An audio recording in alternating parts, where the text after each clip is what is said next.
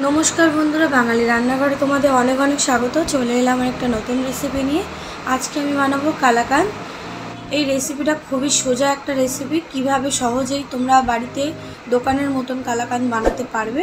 তো এই রেসিপিটা পুরো ফুল দেখে নাও, তাহলে জানতে পারবে। তো চলো দেখে নাও কালাকাঁদ বানাতে আমার কি কি উপকরণ লাগছে আর কিরকম ভাবে বানাচ্ছি। এখানে দেখো দুধটা আমি ফুটতে দিয়েছি, দুধটা ফুটে গেলেই আমি লেবুর রস দেবো। দেখো দুধটা ফুটে গেছে, এখানে আমি একটা গোটা পাতি লেবুর রস করে দিয়ে দিয়েছি। এবার এটা ভালো করে আমি নাড়িয়ে নেবো, ছানা করে নেবো। দেখো ছানা হয়ে যাচ্ছে,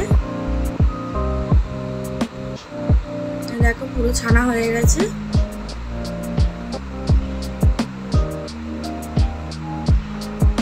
এবার এটা আমি ঢেলে ছেঁকে নেবো।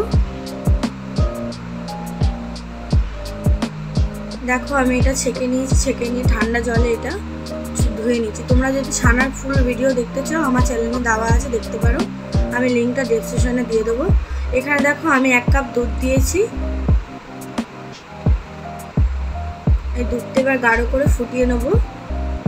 দেখো দুধটা ফুটে গেছে, গাঢ় হয়ে গেছে। এর মধ্যে আমি 2টো এলাচ দিয়ে দিচ্ছি ভেঙে। আমি এখানে হাফ লিটার দুধ দিয়েছি ছানা করার জন্য, তোমরা চাইলে বেশি করেও করতে পারো। এখানে দেখো আমি হাফ চামচ মতন ময়দা দিয়েছি ছানার মধ্যে। তো এবার এটা ভালো করে মাখতে হবে। এই ময়দার সাথে ছানাটা কিন্তু ভালো করে মাখতে হবে। যেরকম তোমরা ময়দা মাখো আটা মাখো সেরকমভাবে মেখে নেবে নরম করে। আমি ভালো করে মেখে একটা ডো তৈরি করে নিয়েছি, দেখো এরকম। এরপরে দেখো দুধের মধ্যে আমি দিয়ে দিলাম যে দুধটা আমি ফুটিয়ে গাঢ় করে নিয়েছিলাম, ওর মধ্যেই ছানাটা দিয়ে দিলাম। এবার এটা পুরো শুকনো করে নেবো নাড়িয়ে নাড়িয়ে।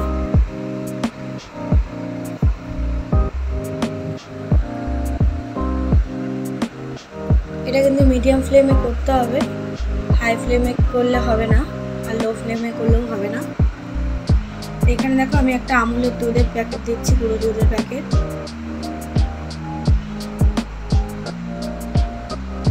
তোমরা যতটা করবে সেই বুঝে দেবে। এখানে আমি হাফ লিটার দুধ করেছিলাম, তো আমি একটা 10 টাকার ছোটো প্যাকেট দিয়েছি।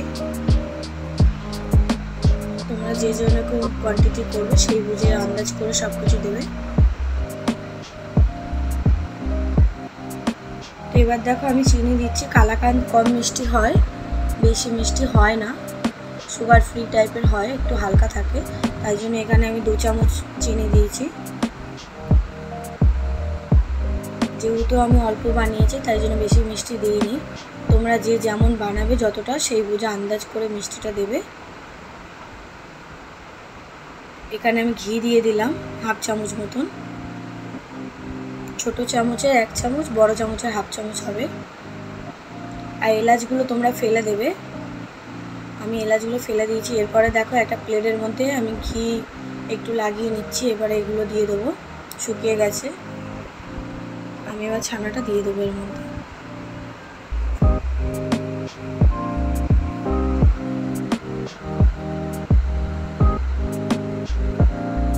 এবার দেখো আমি খুন্তি দিয়ে থালার মধ্যে এরকম প্রেস করছি ছানাটাকে। এরকম পুরো ছড়িয়ে দিতে হবে ছানাটা খুন্তি দিয়ে। প্লেটের মধ্যে পুরো যেরকম ধোকার রেসিপি তোমরা দেখেছো ওরকম ধোকার মতন পুরো খুন্তি দিয়ে দিয়ে প্রেস করে করে থালার মধ্যে ছড়িয়ে দিতে হবে। এবার দেখো আমি আলমন্ড বাদাম দিয়ে দিচ্ছি। তোমরা আলমন্ড বাদামের জায়গায় পেস্তা বাদাম দিতে পারো, কাজু বাদাম দিতে পারো, যা ইচ্ছা তোমাদের দিতে পারো, কিশমিশ দিতে পারো। এগুলো পুরোপুরি ডেকোরেটের জন্য দেওয়া হচ্ছে, দেখতে সুন্দর লাগে, খেতেও ভালো লাগবে বাদামগুলো করলে। এরকমভাবে খুন্তি দিয়ে হালকা হাতে পেস্ট করতে হবে যাতে বাদামগুলো বসে যায়। তো এবার দেখো এটা আমি 4 থেকে 5 ঘন্টা আমি রেখে দেবো। দেখো 4 থেকে 5 ঘন্টা হয়ে গেছে, ঠান্ডা হয়ে গেছে, জমেও গেছে।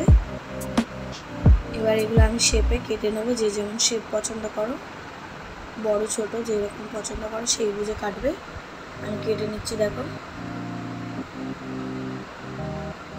খুব সহজেই হয়ে যায়, খেতে খুব ভালো লাগে, দোকানের মতনই পুরো হয়েছিল খেতে।